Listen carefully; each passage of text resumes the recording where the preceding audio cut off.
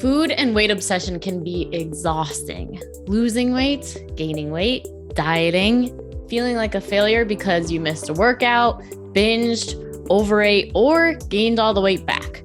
The cycle is endless and it can be maddening. But I'm here to say you can stop the mental madness.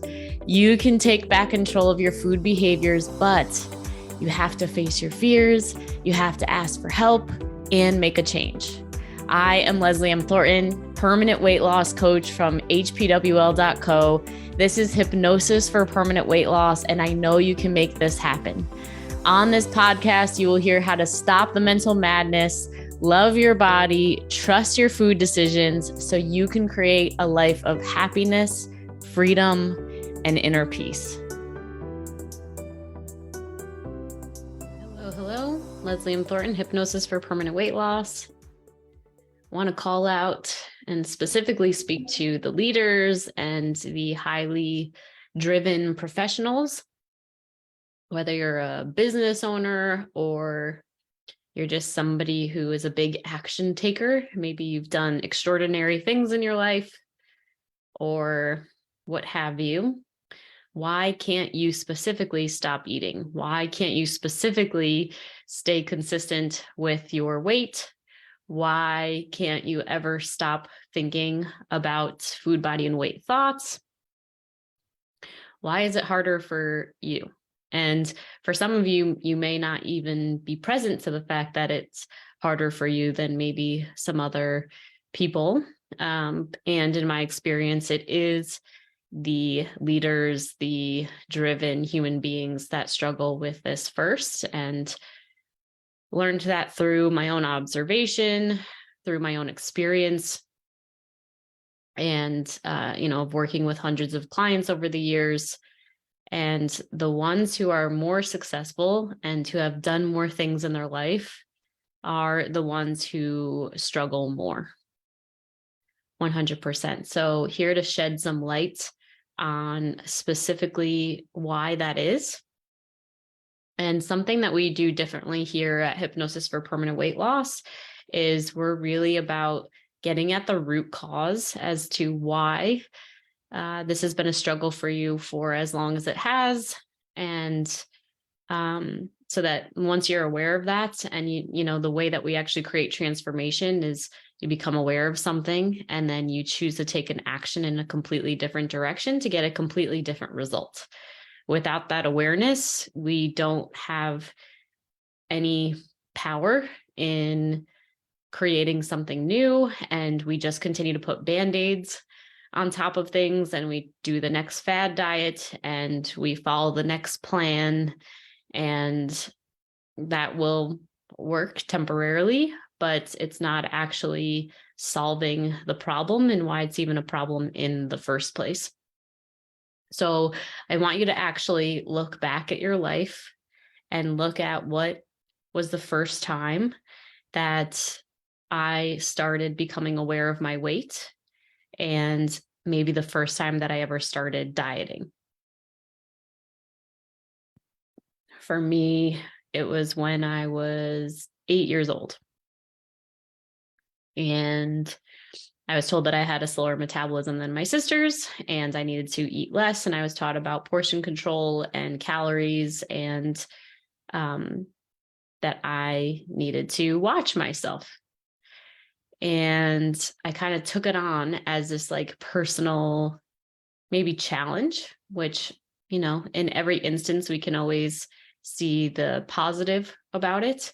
But consider the fact that your amazing, smart mind took it on as maybe a challenge, or it could have also taken it on as being like, and it became a belief of like, I'm not good enough. I'm not good enough. I just spoke with someone today who was talking about how, you know, she wanted to make sure she was popular in elementary school, and she felt like in order for her to have to stay popular, she had to stay skinny. So she started that diet. She also saw her mom dieting her whole life. Okay, so if you had a mom or a mother figure, or even an older sibling who was dieting or focused on that, or you watched certain things on television, or read certain magazines, then all of that is hypnosis, right? So the blueprint of your unconscious mind is laid out in the first 0 to 10 years of your life. So whatever you were exposed to at that time equals the beliefs that you have and the certain associations that you have in your brain, such as, gaining weight is bad, sugar is bad, I can't control myself, I'm not pretty enough, I'm not good enough, I am not worthy of having what I want, my feelings don't matter. Whatever these things that we got taught at that young age, they start back then. So what is the first time that you remember? And just kind of take a look at it. What did that start for you, and how has your whole life, and I really mean this, your entire life been you running away from that fear? You trying to make sure that you never stood out and that you always fit in and nobody could say anything bad about you, because it would feel painful, it would feel scary, your survival was at risk.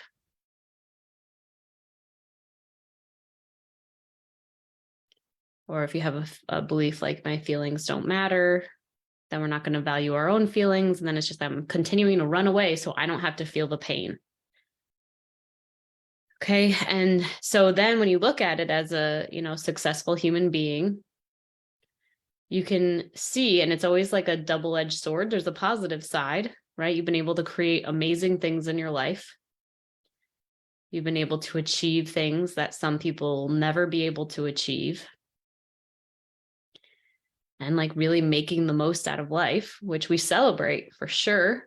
And we want that to continue because it's amazing. But we want your pain and suffering and your anxiety and your fear and maybe your lack of success or happiness in relationships, because if you're successful in your career, you're really heightening up the masculine action taking, logic and reasoning side of your brain. But in order for us to have that balance is like knowing how to be in the feminine, which is a lot of feeling, a lot of being, and a lot of receiving. And so oftentimes, if you're a woman who's always out there going after what she wants, then what you can notice is that, you've gone out there and gone after what you want in a relationship, but it always ends up falling apart at the end of the day. And consider the fact that's because you don't know how to actually like lean into the feelings and be in your feminine and like stay in the receiving position when it's in relationships. You have to like kind of turn a different way depending on different things that you want to create in your life. So, yep, there's that positive side of running away, but then there's that negative side of more anxiety and more fear. And then what happens is, since you don't know, and I had a nurse in our program in the past, and she said to me, Leslie, how come they don't teach this stuff in schools? And it's a great question, because something that all human beings have in common, except maybe people on the spectrum that don't feel their feelings or something like that, is that we all have emotions. There's energy running through our body, and some of it feels really contracting and uncomfortable, and some of it feels really expansive and amazing. And learning how to master and ride through those waves ends up being how we can master life, first of all, but we can live our healthiest and happiest lives. But we're not taught how to do that. And our unconscious mind's job is to keep us safe. And so we're all unconsciously working to avoid pain. And so thinking negative thoughts, right? Like, I'm not good enough, or I hope they don't find out that I'm really a bad person, or I hope they don't leave me, or like you're so scared of being abandoned because maybe as a kid there was divorce in your family, or maybe you had a father or mother figure that left you, or these things, they just really get imprinted. And again, they create really successful human beings. There's not one super successful human being that I've ever listened to interviews from, and I've listened to many of them, that did not have a tumultuous past. that did not have what we're talking about here, that they're like running away from the pain and they channel it into their work, right? And again, it's great. We wouldn't have the world we have today with all the uniqueness and art and experiences if it wasn't for pain driving us. So I don't want to make it wrong. But if it's negatively affecting your health and your habits, then we got to teach you a better way. Hey, just in case you missed it, the Hypnosis for Permanent Weight Loss book is hot and ready for you on Kindle. That's right. We've outlined our entire program in one simple read. If you haven't done so already, go over to hpwl.info/ebook and download your copy now. You'll get the exact tools we teach in our Fast Track to Freedom program, plus a full set of food freedom resources you can start exploring today. Again, all you need to do is go to hpwl.info/ebook. Now back to a regular podcast. So the opportunity, and the way that I describe this a lot, is I talk about how there's two ways of success that I see. There's one way where you could end up on, if you're familiar with the Forever 27 poster, with all of the musicians and famous people who died at age 27. And essentially they all kind of crashed and burned, right? They got a lot of success really fast. They were riding the high of that time, right? And they used a lot of drugs and alcohol, and many of them died of overdoses or suicide or whatever, right? So there's like that route of just like kind of going into the ground, and whether that's slow or fast. And my thing is like, you have to know for yourself, like just have an honest conversation with yourself. Like I knew that even though my relationship with like food and alcohol and any substances was not as bad as people who got hospitalized or people who needed to be in rehab, but I knew personally in my own intuition that it was a problem for me because of my behaviors around it. So I'd be sneaking it. I would, just all the sneakiness and the weird energy behind it. And it was just like, no, this is actually a problem. I can tell. Okay. So you have to have that honest conversation with yourself and actually be able to say to you, like, no, this is actually an issue. And if you're not there right now, that's okay. It took me a while to get there. And I even have a coach right now who said there was a time in her life where she wouldn't have said that she had food addiction. But then she got to a point as she continued to educate herself where she realized like, oh, wow, I was really obsessed with this. And that was my experience as well. I went from just being like, oh, like I'm a personal trainer and I'm a nurse and I just love health. And I just like, I'd be like, I'm addicted to exercise, but it's a good thing. Right. And so if you're there right now, that's fine. And at the time I saw a therapist, I think I was like 20. And I said that to her, and she was like, well, that can be a problem, you know, for people. And I was like, oh, no, it's not a problem for me. But then I remembered she said that. And a couple years down the line, I got to a place where I was like, oh, no, this actually is a problem. And so I went back. So if this message doesn't resonate, that's fine today. But if ever in the future that seems to be something that resonates more, then come back. Right. So what we help people with. So, and if it never comes up, great. That's fine. You can trust that too. So what we need to do, okay, so where we get the best of both worlds is teach you how to feel your feelings. Okay. And all my high-powered people that I work with, and including myself, it's like, Leslie, I don't have time for that. Like I have so many things I have to do. I have so many goals, so many deadlines. And if I don't make enough money, you know, fast, then I'm not going to be able to, you know, pay all our bills, and I have a family to take care of. I get it. And nobody wants you to not succeed at that. And are you really helping your family if you are crashing and burning or getting more unhealthy as you go? You know, what's the cost of not actually putting yourself first, your mental and emotional health, right, along with your physical health? You know, because we can put up a good front and be like, you know, you might know all of the health research and you might buy all of the, things so that you can have healthy meals fast and all these types of things, which is great and fine.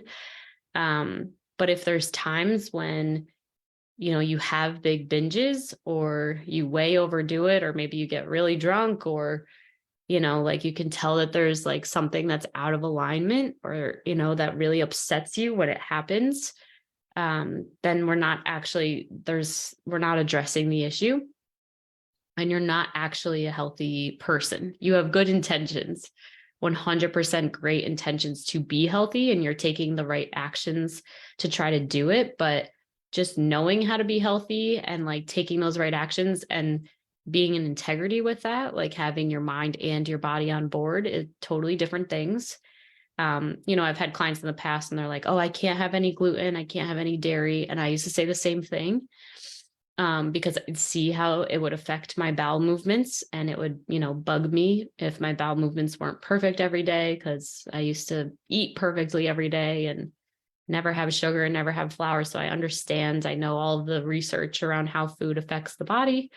And I said, to the client, she's like, that's great. And, knowing that you can't have sugar and you can't have inflammatory foods or gluten and dairy, does that mean, are you standing here in front of me telling me that you never have them? Like, there aren't days when you have really hard, stressful days that you don't like have a binge on these foods? And she's like, no, that happens. Right. So it's like, we got to be honest with ourselves. I used to be the person who would like wave that flag hard and fast and be like, sugar is so bad. Like, you need to eliminate all processed sugar from your diets, and all inflammatory foods are bad. Like, you need to eliminate all of this from your diet. And in front of people, I would eat that way.